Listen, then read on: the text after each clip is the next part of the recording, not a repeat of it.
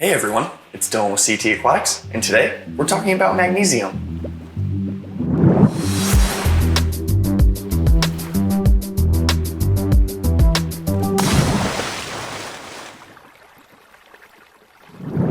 So why is magnesium so important?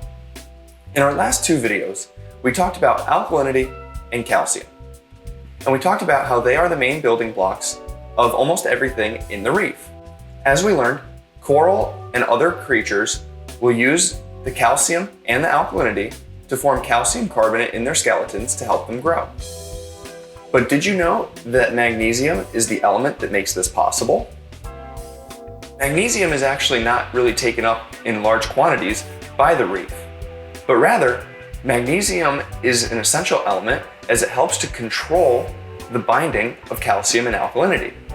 In the wild and in our tanks, calcium and alkalinity are trying to bond together in order to form calcium carbonate, which is desirable when it's in an organism, as it will help to build its skeleton, but outside of the organisms, calcium and alkalinity are still trying to bind to each other to form this calcium carbonate, and this will end up precipitating out of the water as a solid, and it cannot be used by the organisms once this happens. In order to help maintain the calcium and alkalinity levels in the water, and then to have it be used by the organisms in our tanks, that's where magnesium comes in. Magnesium helps by situating itself in between the calcium and alkalinity when they try to bind, preventing them from binding together and precipitating out of the water. Having low levels of magnesium in the ocean or even in your tank will make it much more difficult to maintain your calcium and alkalinity levels, as again, they will bind together and precipitate out of the water. The calcium carbonate looks like a white buildup on the surfaces of your sump, pumps, and heaters. So with that being said, having low levels of magnesium will make it much more difficult for your corals to be able to absorb the calcium and alkalinity to form the calcium carbonate on their own and grow. So how do we raise and maintain magnesium levels in our aquarium? The number one way to do this is simply with water changes. As I stated before, corals don't use a whole lot of magnesium, and therefore your levels of magnesium are going to drop very slowly.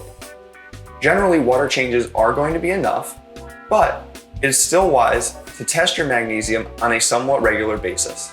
You can get away with testing magnesium less often, as little as monthly, but personally, I still like to test it weekly just to make sure that the levels are being maintained. In order to raise magnesium, there are many different additives. Common options would be magnesium chloride and magnesium sulfate. As talked about in the previous videos as well, a great option is a one part such as Tropic Marin's Alpha Reef, as this contains alkalinity, calcium, magnesium, and trace elements. So what is the recommended range for magnesium? Personally, I like to keep my magnesium above 1400 parts per million, but anywhere between 1250 and 1500 parts per million is considered acceptable.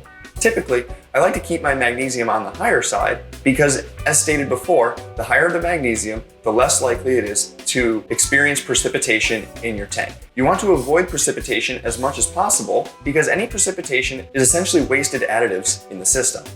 If you add calcium and alkalinity and they bind together and precipitate, the corals never got to take advantage of them. That's where magnesium becomes so important. In the long run, it will help you save some money on additives. So how do we test magnesium? I like the manual checker from Saltwater. Another good option is also the one from Red Sea.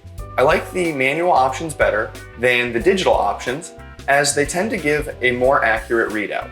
As stated in the previous alkalinity and calcium videos, the alkalinity checker from Hanna is a really good digital reader, but as far as calcium and magnesium goes, I prefer to use the hand checkers as it's a little easier to tell and the tests on the digital checkers are not so easy.